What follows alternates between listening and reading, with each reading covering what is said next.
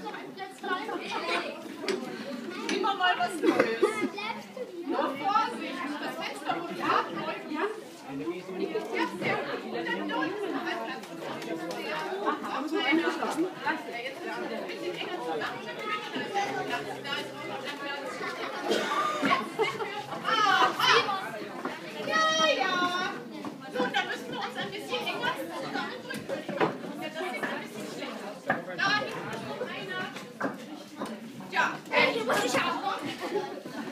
Ja, da müsst ihr mal schauen, dass ihr euch irgendwie zusammensetzt oder ganz kurz den Schülern hier von mir Platz macht. Die Besucherkinder sind natürlich herzlich willkommen. Geht es so? Ihr stellt euch an die Wand und beteiligt euch am Unterricht. Wir sprechen uns nachher noch. So. Na, was ist denn das? Sie wissen doch schon, die Damen und Herren, dass Sie sich zu erheben haben, wenn wir in der Schule angekommen sind. Danke.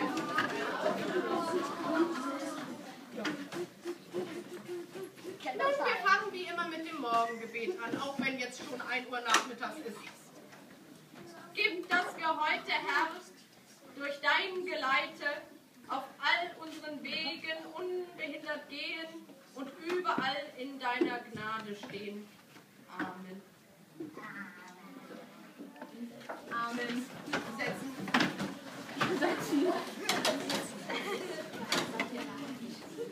So, ihr Lieben, vergangene Woche haben wir ja so einiges schon durchgenommen im Unterricht.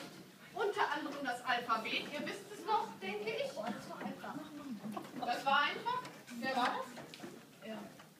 Aha. Nein, ich war das nicht. Ja, dann können wir das ja noch einmal gemeinsam ansagen, wie es hier in der deutschen Schrift geschrieben steht. Wir fangen vorne an und enden hinten. Also A, B, C, D, E, F, G, H, I, J. Moment.